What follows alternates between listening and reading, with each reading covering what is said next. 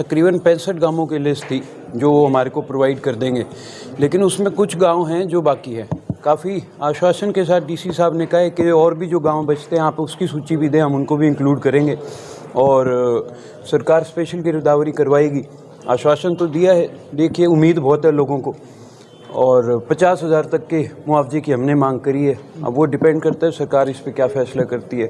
जो एक और चीज़ हमने इंक्लूड करने को कहा और उसको उन्होंने कंसिडर भी किया है कि सिरसा के इलाके में सिर्फ गेहूँ और सरसों नहीं, यहाँ पे नाली की बेल्ट में सब्जियाँ बहुत होती है, जैसे अभी भिंडी, टमाटर और मटर की फसल है, यहाँ पे सब्जियाँ हैं, तो उसके लिए भी हमने कहा, तो उन्होंने उसको भी मान लिया कि हाँ उसकी भी गिरदावरी कराई जाएगी।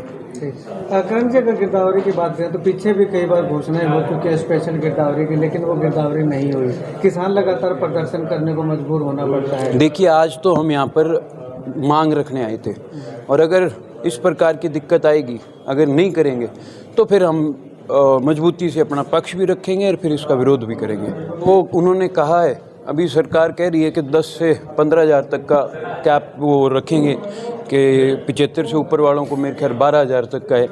मैं तो सरकार को यही कहना चाहूँगा, ये जो 10-12 हज़ार वो दे रही है, ये तो सिर्फ उस फसल को निकालने में और संभालने में लग जाएगी। अभी तो गेहूँ जो ख़राब हुई है वो सड़ेगी, उसमें बदबू पैदा होगी, पता नहीं कितनी बीमारियाँ आएगी किसान को, वो भी तो अपने खेत से निकालनी है, इतना पैसा तो इसी में लग जाएगा।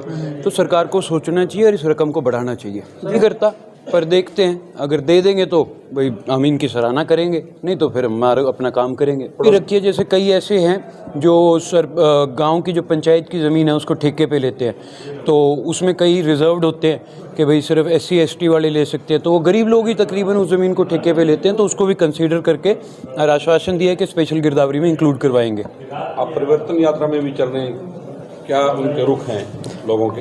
यात्रा बहुत अच्छी चल रही है, काफ़ी बड़ा समर्थन मिल रहा है, लोगों का प्रेम प्यार आशीर्वाद मिल रहा है। मैं तो आपको निमंत्रण दूँगा, आएँ एक बार आकर के आप भी यात्रा देख करके जाएं, आपको खुद पता लग जाएगा कितनी अच्छी है, कैसे लोगों का प्यार मिल रहा है। मुख्य तौर पे आप काफ़ी इलाका किया है, क्या समस्या उभर के सामने आ रही प्रदेश? देखिए, अलग अलग समस्याएं हैं हर इलाके की। मेवात में सबसे ज़्यादा पीने के पानी की है, सड़कों की तो अब तक हम जहाँ जहाँ गए हैं हर जगह ही दिक्कत है।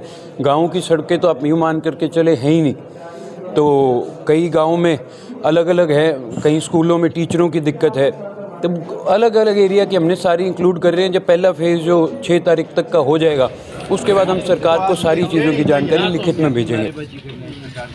ना हमारा कोई रोष है, हम तो आराम से देने आए हैं।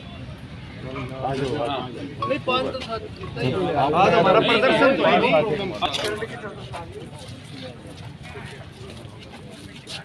तो